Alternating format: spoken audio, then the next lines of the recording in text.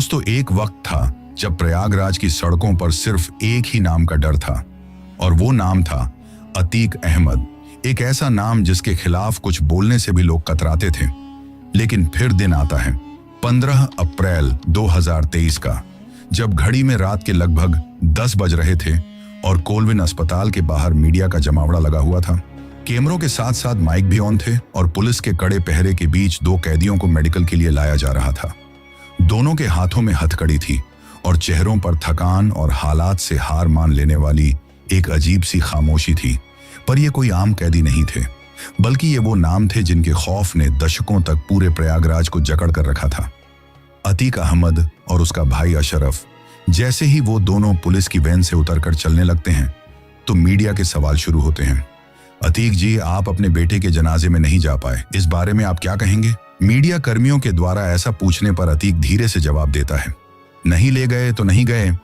और ठीक इसी जवाब के कुछ सेकंड बाद गोलियों की वो आवाज गूंजती है जिसने सिर्फ कुछ ही पलों में उस कहानी का अंत कर दिया जो लगभग 40 सालों से चल रही थी। लेकिन इस अंत को समझने के लिए हमें पीछे जाना होगा, बहुत पीछे। उस दौर में जब प्रयागराज को इलाहाबाद कहा जाता था और चकिया मोहल्ले की तंग गलियों में एक फिरोज खान नाम के तांगे वाले का परिवार रहता था और उसी फिरोज का एक बेटा था जिसका नाम था अतीक अहमद। अतीक का बचपन किसी फिल्मी विलन जैसा बिल्कुल भी नहीं था, बल्कि एक साधारण और तंगी भरी जिंदगी से भरा हुआ था। घर में ज्यादा पैसा नहीं था और पढ़ाई में भी उसका मन नहीं लगता था, जिससे कि वो कुछ पढ़ लिखकर अपने घर की स्थिति को सुधार लेता। और इसी चीज के चलते साल 1979 तक आते आते वो 10वीं क्लास की परीक्षा में फेल हो चुका था। लेकिन उसे इस बात का कोई अफसोस नहीं था, क्योंकि उसकी नजरें कहीं और थीं। पढ़ाई में टॉप करके ना सही, पर उसे किसी भी तरह से और जल्द से जल्द पैसा चाहिए था, और वो भी किसी सीधे रास्ते से नहीं बल्कि शॉर्टकट से। उसकी यही सोच उसे धीरे धीरे एक ऐसे रास्ते पर ले गई जहां से वापसी आसान नहीं होती। शुरुआत उसने रेलवे यार्ड से कोयला चोरी करने से की। रात के अंधेरे में अपने साथियों के साथ मालगाड़ियों से कोयला चुराना और उसे ब्लैक में बेचना उसका पहला धंधा बना। लेकिन ये सिर्फ शुरुआत थी। इसी दौरान उसका नाम पहली बार एक हत्या के मामले में सामने आया। अपने उसी पहले कोयले वाले धंधे को लेकर उसकी एक लड़के से अनबन हो गई थी। लेकिन उस वक्त तक अतीक के मन में पैसों की भूख इतनी ज्यादा जाग चुकी थी कि वो अपने उस कोयले वाले बिजनेस में अपने अलावा किसी को भी हाथ नहीं डालने देना चाहता था। इसी वजह से उसने उस लड़के को रास्ते से हटाना ही ठीक समझा। और इसी एक घटना की वजह से पहली बार उसके अगल बगल में और उसके साथ में काम करने वाले लोगों के मन में उसके प्रति डर बैठ गया था। और इस बात का एहसास जब उसे हुआ तो यही से उसने समझ लिया कि अगर लोगों के अंदर डर पैदा कर दिया जाए तो पैसा और ताकत दोनों अपने आप मिलने लगते हैं। इसके बाद 1980 का दशक आते आते अतीक ने रंगदारी और वसूली का खेल शुरू कर दिया था। रेलवे के ठेकेदारों से पैसा वसूलना, उन्हें धमकाना और विरोध करने वालों को रास्ते से हटा देना उसके लिए आम बात हो गई थी। इसी दौरान उसकी मुलाकात एक ऐसे शख्स से होती है जो शख्स उसकी दुनिया के उस शिखर पर बैठा हुआ था जहां तक वो खुद पहुंचना चाहता था। और वो शख्स और कोई नहीं बल्कि चांद बाबा था, जो उस वक्त इलाहाबाद का सबसे खौफनाक माफिया माना जाता था। उस जमाने में चांद बाबा की दहशत इतनी ज्यादा थी कि पुलिस भी उसके इलाके में जाने से पहले कई बार सोचती थी। उसके इसी रसूख की वजह से अतीक ने उसे अपना उस्ताद माना और उसके साथ काम करना शुरू कर दिया। साल 1985 तक आते आते अतीक चांद बाबा का सबसे भरोसेमंद और खतरनाक शूटर बन चुका था। लेकिन हर शिष्य के अंदर एक दिन अपने गुरु से आगे निकलने की चाहत आती ही है, और अतीक भी इस चाहत से बच नहीं पाता है। लेकिन उस वक्त तक उत्तर प्रदेश में माफियाओं का आतंक इतना ज्यादा बढ़ गया था कि इसको कंट्रोल करने के लिए साल 1986 में उत्तर प्रदेश के अंदर गैंगस्टर एक्ट लागू किया जाता है। और इसी एक्ट के तहत इतिहास में पहली बार अतीक अहमद को गिरफ्तार किया जाता है। पुलिस उसे रातों रात उठाकर ले गई थी। 3 दिन तक उसका कोई अता पता नहीं था, जिसके चलते पूरे शहर में यह खबर फैल गई कि उसका एनकाउंटर हो गया है। लेकिन जो अतीक अहमद का उस्ताद चांद बाबा था, उसकी थोड़ी पॉलिटिकल पहुंच भी थी। ऐसे में जब अतीक को पुलिस पकड़ कर ले गई थी तो उन 3 दिनों के अंदर चांद बाबा ने अतीक को छुड़वाने के लिए अपना पूरा एडी छोटी का जोर लगा दिया था, क्योंकि ये घटना चांद बाबा की दहशत को भी एक तरीके से कम कर रही थी। कि उसके रहते हुए उसका कोई खास आदमी जेल में है। लेकिन उस वक्त चांद बाबा को भी इस बात का एहसास नहीं था कि जिस लड़के को छुड़वाने के लिए वो इतनी कोशिशें कर रहा है, वही लड़का आगे जाकर उसके लिए रास्ते का सबसे बड़ा कांटा बन जाएगा। ऐसा मैं आपसे किस वजह से कह रहा हूं, ये आपको जल्द ही इस वीडियो में समझ में आ जाएगा। इसके बाद जल्द ही पुलिस के पास सीधा लखनऊ से उस वक्त के एक बहुत बड़े नेता का फोन आता है और पुलिस को कहा जाता है कि वो लड़का आज शाम से पहले पहले रिहा हो जाना चाहिए। अब पुलिस को भी पॉलिटिकल प्रेशर के चलते अतीक को छोड़ना पड़ता है, जिसके चलते कुछ ही घंटों बाद अतीक वापस से लोगों को सड़कों पर दिखाई देने लगता है। लेकिन उस दिन उसे एक बात अच्छी तरह से समझ में आ गई थी कि अगर हमेशा के लिए बचना है तो सिस्टम के खिलाफ नहीं बल्कि सिस्टम के अंदर ही अपनी जगह बनानी होगी, और उसकी यही सोच उसे राजनीति की तरफ ले जाती है। इसके बाद साल 1989 का चुनाव आता है। चांद बाबा को तो टिकट मिल जाता है लेकिन अतीक को नहीं मिलता है, और यही वो मोड़ था जिसने पूरी कहानी बदल दी। अतीक ने अपने ही गुरु के खिलाफ चुनाव लड़ने का फैसला कर लिया, और जब ये बात चांद बाबा तक पहुंची तो उसने इसे अपनी तौहीन समझा। अतीक की इस हरकत की वजह से चांद बाबा को इतना भयंकर गुस्सा आया कि उसने अतीक को खत्म करने का ही फैसला कर लिया। लेकिन शायद उसे ये अंदाजा नहीं था कि उसका ही शिष्य अब उससे एक कदम आगे निकल चुका है। एक दिन एक ढाबे पर दोनों आमने सामने होते हैं और दोनों की गैंग के बीच जमकर फायरिंग होती है, लेकिन उस गोलीबारी में चांद बाबा खुद को बचा नहीं पाता है। उस रात अतीक की गोलियों ने अपने ही गुरु का अंत कर दिया था, और इसी के साथ उसने इलाहाबाद के अंडरवर्ल्ड में अपनी बादशाहत की नींव रख दी थी, क्योंकि चांद बाबा से ऊपर इलाहाबाद के अंडरवर्ल्ड में और कोई माफिया नहीं था। और अब उसी चांद बाबा को मौत के घाट उतारकर अतीक अहमद ने उस बादशाहत का ताज अपने सिर पर पहन लिया था, और यहीं से इलाहाबाद के अंडरवर्ल्ड में एक नए दौर की शुरुआत हो गई थी, जहां अब एक नया नाम सबसे ऊपर था, अतीक अहमद। जिस शख्स को कभी लोग एक छोटे मोटे गुंडे के रूप में जानते थे, वही अब पूरे शहर का सबसे बड़ा नाम बन चुका था। और इस बार उसके सामने ना ही तो कोई गुरु था, ना ही कोई उसे रोकने वाला था। इस घटना के बाद चांद बाबा की गैंग के बचे खुचे लोग या तो अतीक की गैंग के लोगों के हाथों मारे जा चुके थे, या फिर अतीक की ही गैंग में शामिल हो गए थे। और इस तरह से कुछ ही हफ्तों के अंदर अतीक ने चांद बाबा के पूरे नेटवर्क पर अपना कब्जा जमा लिया था। लेकिन अतीक सिर्फ इलाहाबाद के अंडरवर्ल्ड का राजा बनकर खुश नहीं था, बल्कि उसे अब उस सत्ता की भी जरूरत थी जो उसे कानूनी सुरक्षा दे सके। और यही वजह थी कि उसने राजनीति में अपनी पकड़ और भी ज्यादा मजबूत करनी शुरू कर दी। 1989 का चुनाव जीतने के बाद अतीक अहमद सिर्फ एक माफिया नहीं रहा था, बल्कि अब वो माननीय बन चुका था। और यही वो मोड़ था जिसने उसके पूरे खेल को बदल दिया था, क्योंकि अब उसके पास सिर्फ बंदूक नहीं थी बल्कि सत्ता का भी संरक्षण था। और उसके इसी रसूख की वजह से उसके नाम से शराब के ठेके मिलने लगे, सरकारी कामों में उसकी दखल बढ़ने लगी, और धीरे धीरे उसने इलाहाबाद के हर उस सेक्टर में अपनी पकड़ बना ली जहां से पैसा निकल सकता था। चाहे फिर वो जमीन का मामला हो, रेलवे स्क्रैप हो, या फिर छोटे बड़े व्यापार हो। हालात ऐसे हो गए थे कि कोई भी ठेकेदार बिना उसकी मर्जी के टेंडर भरने की हिम्मत तक नहीं करता था, और अगर किसी ने कोशिश भी की तो उसका अंजाम क्या होगा ये पूरे शहर को पता था। इसके बाद साल 1990 का दशक अतीक के लिए उसका गोल्डन पीरियड था, एक ऐसा समय जब उसका नाम सत्ता और डर दोनों का पर्याय बन चुका था। उसके पास 100 से भी ज्यादा शार्प शूटर्स की एक पूरी फौज थी जो उसके एक इशारे पर कुछ भी करने को तैयार रहती थी। शहर में अगर कोई जमीन खाली होती थी तो वो ज्यादा दिनों तक खाली नहीं रहती थी, क्योंकि कुछ ही समय में उस पर अतीक का कब्जा हो जाता था, और जो इस चीज का विरोध करता वो या तो गायब हो जाता या फिर उसे हमेशा हमेशा के लिए खामोश कर दिया जाता। साथ ही पुलिस और प्रशासन के भी कई लोग उसके प्रभाव में थे, और यही वजह थी कि उसके खिलाफ आवाज उठाना लगभग नामुमकिन हो गया था। इसी दौरान साल 1995 में उत्तर प्रदेश की राजनीति में एक ऐसा कांड हुआ जिसने पूरे देश को हिला दिया, और वो कांड था गेस्ट हाउस कांड। उस समय समाजवादी पार्टी और बहुजन समाज पार्टी की गठबंधन सरकार थी, लेकिन जब यह गठबंधन टूटने की कगार पर था तो लखनऊ के स्टेट गेस्ट हाउस में जो हुआ उसने लोकतंत्र को झकझोर कर रख दिया था। अतीक अहमद भी उस भीड़ का हिस्सा था जिसने गेस्ट हाउस पर हमला किया था।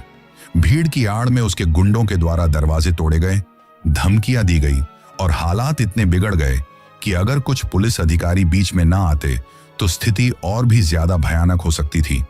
इस घटना ने साफ कर दिया था कि सत्ता के नशे में अतीक और उसके जैसे लोग किस हद तक जा सकते हैं। लेकिन जैसे जैसे अतीक का कद बढ़ रहा था वैसे वैसे उसके दुश्मन भी बढ़ते जा रहे थे। इसके बाद साल 1996 में एक और बड़ा मामला सामने आया, जब सिविल लाइंस इलाके के एक व्यापारी अशोक साहू की दिन दहाड़े हत्या कर दी गई और इस हत्या का आरोप अतीक के भाई अशरफ पर लगता है। लेकिन जब पुलिस जांच में जुटी तो एक चौंकाने वाली बात सामने आती है। दरअसल जिस वक्त अशोक साहू की हत्या हुई थी उस वक्त सरकारी रिकॉर्ड के अनुसार अशरफ तो जेल में बंद था। इसका मतलब साफ था कि जेल के अंदर तक अतीक का सिस्टम काम कर रहा था। किसी और को उसके नाम पर जेल में बैठाया गया था और असली अशरफ बाहर घूम रहा था। ऐसे में ये सिर्फ एक हत्या नहीं थी, बल्कि ये इस बात का सबूत था कि अतीक का नेटवर्क कितना गहरा और खतरनाक हो चुका था। इसके बाद साल 2000 का दशक शुरू होते होते अतीक अहमद इलाहाबाद का बेताज बादशाह बन चुका था। लेकिन हर साम्राज्य की तरह उसके साम्राज्य में भी दरारें पड़नी शुरू हो चुकी थी। 2002 में जब उत्तर प्रदेश की सत्ता मायावती के हाथों में आई तो हालात बदलने लगे। मायावती का रुख साफ था, अपराधियों पर सख्ती, और इसी के तहत अतीक के खिलाफ एक ही दिन में 100 से भी ज्यादा मुकदमे दर्ज किए गए। पुलिस ने उसकी गतिविधियों पर नजर रखनी शुरू कर दी और पहली बार अतीक को महसूस हुआ कि अब सिस्टम उसके खिलाफ खड़ा हो रहा है। इसके बाद एक घटना ऐसी होती है जिसने सभी को अचंभित कर दिया था। दरअसल 7 अगस्त 2002 को इलाहाबाद हाई कोर्ट में उसकी पेशी थी, पर इसी दौरान एक जोरदार बम धमाका हुआ। कई पुलिसकर्मी घायल हो गए, लेकिन अतीक को कुछ नहीं हुआ और इस चीज का फायदा उठाते हुए उसने तुरंत मीडिया के सामने बयान दिया कि सरकार उसे मरवाना चाहती है। लेकिन जब जांच हुई तो सच्चाई कुछ और ही निकली। दरअसल वो धमाका खुद अतीक ने ही करवाया था, ताकि वो सहानुभूति हासिल कर सके और पुलिस पर दबाव बना सके। ये एक ऐसा खेल था जिसमें वो हमेशा से माहिर था, खुद ही खतरा पैदा करना और फिर खुद ही पीड़ित बन जाना। लेकिन इस बार हालात पहले जैसे नहीं थे। धीरे धीरे सिस्टम मजबूत हो रहा था और अतीक के लिए रास्ते मुश्किल होते जा रहे थे। 2004 में उसने फूलपुर से लोकसभा चुनाव जीता और सांसद बन गया। लेकिन यही वो समय था जब उसके पतन की शुरुआत भी हो चुकी थी, हालांकि उसे खुद इस बात का अंदाजा नहीं था। दरअसल 2004 में सांसद बनने के बाद अतीक अहमद को लगा था कि अब उसने वो मुकाम हासिल कर लिया है जहां से उसे कोई हिला नहीं सकता। दिल्ली में बैठकर वो राजनीति भी करेगा और प्रयागराज में उसका साम्राज्य भी वैसा का वैसा ही चलता रहेगा। लेकिन अक्सर इंसान के लिए सबसे बड़ा धोखा इंसान को खुद का जरूरत से ज्यादा आत्मविश्वास ही देता है, और अतीक के साथ भी कुछ ऐसा ही होने वाला था। सांसद बनने के बाद उसकी इलाहाबाद वेस्ट वाली विधायक की सीट खाली हो गई थी, जिसके लिए उसने बिना किसी शक के ये तय कर लिया कि अब उस सीट पर उसका छोटा भाई अशरफ ही बैठेगा, क्योंकि उसके लिए ये सिर्फ एक चुनाव नहीं था बल्कि अपने वर्चस्व को बनाए रखने की लड़ाई थी। लेकिन उसे ये अंदाजा नहीं था कि इस बार सामने वाला खिलाड़ी कोई आम इंसान नहीं है। दरअसल बहुजन समाज पार्टी ने उस सीट पर एक ऐसे व्यक्ति को उतारा जो कभी अतीक के ही सिस्टम का हिस्सा रह चुका था, और वो व्यक्ति और कोई नहीं बल्कि राजू पाल था। हालांकि राजू पाल भी कोई मासूम नेता नहीं था, उसके ऊपर भी कई मामले दर्ज थे, लेकिन एक चीज जो उसे अलग बनाती थी वो थी उसका निडर होना। वो अतीक से डरता नहीं था और यही बात अतीक के लिए सबसे बड़ा खतरा बन गई थी। और जब चुनाव के नतीजे आए तो पूरा प्रयागराज हिल गया। अशरफ हार चुका था और राजू पाल जीत गया था, पर अतीक के लिए यह सिर्फ एक चुनावी हार नहीं थी बल्कि उसके खौफ पर सीधा हमला था। जिस शहर में लोग उसके नाम से कांपते थे उसी शहर में किसी ने उसके भाई को हरा दिया था, और ये बात अतीक के अहंकार को अंदर तक झकझोर कर रख देती है। इसके बाद वक्त आता है 25 जनवरी 2005 का। दिन का समय था और प्रयागराज की सड़कों पर आम दिन की तरह ही चहल पहल थी। राजू पाल अपनी गाड़ी से कहीं जा रहा था, तभी अचानक कुछ गाड़ियां उसकी गाड़ी के सामने आकर रुकती हैं और अगले ही पल पूरे इलाके में गोलियों की आवाजें गूंजने लगती हैं। AK-47 जैसी ऑटोमेटिक बंदूकों से लगातार फायरिंग हो रही थी, जिसकी वजह से कुछ ही सेकंड में राजू पाल की गाड़ी बुरी तरह से गोलियों से छलनी हो जाती है। उसके शरीर में एक के बाद एक कई गोलियां लग चुकी थी, जिसकी वजह से सड़क पर उसका खून फैल जाता है और लोग डर के मारे इधर उधर भागने लगते हैं। लेकिन कोई भी बीच में आने की हिम्मत नहीं करता, क्योंकि सब जानते थे कि यह किसका काम है। फिर जब हमलावरों को लगा कि उनका काम हो चुका है, तो अपनी गाड़ियों में बैठकर वहां से फरार हो जाते हैं। उनके जाने के बाद जब राजू पाल के साथी उसे देखते हैं, तो इतनी गोलियां लगने के बावजूद भी उसकी सांसें चल रही थी। ये चीज देखकर उसके साथ उसे किसी तरह एक ऑटो में डालकर अस्पताल ले जाने की कोशिश करते हैं। लेकिन घटनास्थल से किसी गुर्गे ने हमलावरों को फोन करके बताया कि राजू पाल मरा नहीं है। ये सुनकर वो हमलावर फिर से घटनास्थल की तरफ लौटते हैं और उस ऑटो का पीछा करके उस चलते हुए ऑटो पर भी गोलियां बरसाते लगते हैं। पर हैरानी वाली बात यह थी कि उस घटनास्थल से लेकर जिस जगह तक उन्होंने उस ऑटो का पीछा करके उस पर गोलियां चलाई, उस पूरे रास्ते में टोटल 4 पुलिस स्टेशन पड़ते थे, लेकिन किसी ने भी उन्हें रोकने की हिम्मत नहीं की। पर इस हत्याकांड का एकमात्र गवाह था उमेश पाल, जो राजू पाल का करीबी था। हालांकि घटना के दौरान लोग तो कई मौजूद थे, पर उमेश पाल के अलावा कोई भी अतीक अहमद के खिलाफ गवाही देने के लिए सामने नहीं आता है। और यही गवाही आगे चलकर अतीक के लिए सबसे बड़ी मुसीबत बनने वाली थी। लेकिन उस समय के लिए तो अतीक ने वही हासिल कर लिया था जो वो हासिल करना चाहता था। दिन दहाड़े बीच सड़क पर हुई इस घटना से उसका खौफ वापस आ चुका था। लोगों को फिर से याद दिला दिया गया था कि उसके खिलाफ खड़ा होने का अंजाम क्या होता है। लेकिन शायद अतीक ये भूल गया था कि वक्त बदल रहा है और सिस्टम अब पहले जैसा नहीं रहा। क्योंकि साल 2007 में एक बार फिर से जब उत्तर प्रदेश में मायावती की सरकार बनी, तो हालात तेजी से बदलने लगे।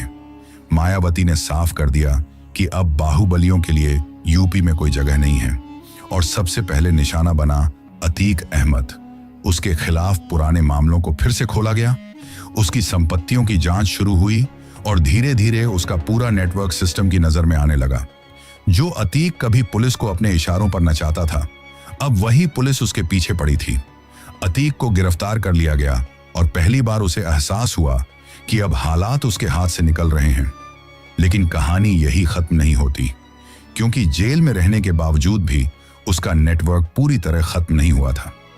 साल 2008 के आसपास जब देश की राजनीति में एक बड़ा मोड़ आया और संसद में एक महत्वपूर्ण वोटिंग होनी थी, तो हर एक सांसद की जरूरत थी, और इसी वजह से अतीक को जेल से निकालकर संसद में लाया गया। लेकिन यहां उसने वही किया जो उसके स्वभाव में था। उसने गुस्से में आकर अपने ही राजनीतिक साथियों के खिलाफ जाकर वोट किया, क्योंकि उसके मन में इस बात की चिढ़ बैठी हुई थी कि इतना राजनीतिक रसूख होने के बावजूद और एक सांसद के पद पर रहने के बावजूद भी उसे जेल में रहना पड़ रहा है, और राजनीतिक साथी और उसकी पार्टी उसे जेल से बाहर निकालने के लिए कोई भी प्रयास नहीं कर रही। लेकिन इसी एक हरकत की वजह से उसका बचा खुचा आखिरी सहारा भी खत्म हो गया। अब अतीक अकेला था, ना पूरी तरह राजनीति में, ना पूरी तरह अंडरवर्ल्ड में। और इसी बीच 2017 में उत्तर प्रदेश की राजनीति में एक बड़ा बदलाव आया। जब बाबा योगी आदित्यनाथ की नई सरकार आई, तो उसने साफ कर दिया कि अब माफियाओं को किसी भी हालत में बख्शा नहीं जाएगा। इसके बाद जो हुआ वो अतीक ने शायद कभी सोचा भी नहीं होगा, क्योंकि योगी के सत्ता में आते ही उसकी अवैध संपत्तियों पर कार्रवाई शुरू हो गई और उन पर बुलडोजर चलने लगे। उसके करीबियों को गिरफ्तार किया जाने लगा और धीरे धीरे उसका पूरा साम्राज्य लगभग खत्म होने के कगार पर आ गया था। लेकिन अतीक का एक हिस्सा अभी भी जिंदा था, और वो था उसका अहंकार।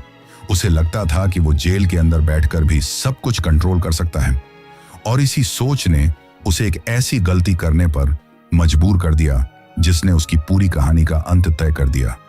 दरअसल 2017 के बाद माफियाओं के खिलाफ शुरू हुआ सीएम योगी का ऑपरेशन धीरे धीरे अतीक अहमद के उस साम्राज्य को खोखला कर चुका था जो कभी अटूट माना जाता था।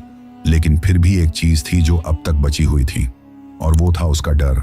और उसी डर को जिंदा रखने के लिए अतीक ने एक बार फिर वही रास्ता चुना जो उसने सालों पहले अपनाया था, यानी खौफ पैदा करने के लिए किसी ना किसी ऐसी घटना को अंजाम देना जिससे लोग उसके नाम से ही सिहर उठे, क्योंकि उसे लगता था कि अगर डर खत्म हो गया तो उसका नाम भी खत्म हो जाएगा। इसी बीच साल 2023 आता है और जेल में रहते हुए ही उसके द्वारा एक ऐसा फैसला लिया जाता है जो उसकी इस पूरी कहानी का आखिरी अध्याय लिख देता है। दरअसल 24 फरवरी 2023 को प्रयागराज की सड़कों पर एक बार फिर से सामान्य हलचल थी। लोग अपने अपने काम में लगे हुए ही थे कि तभी अचानक गोलियों और बम धमाकों की आवाज से पूरा इलाका गूंज उठता है।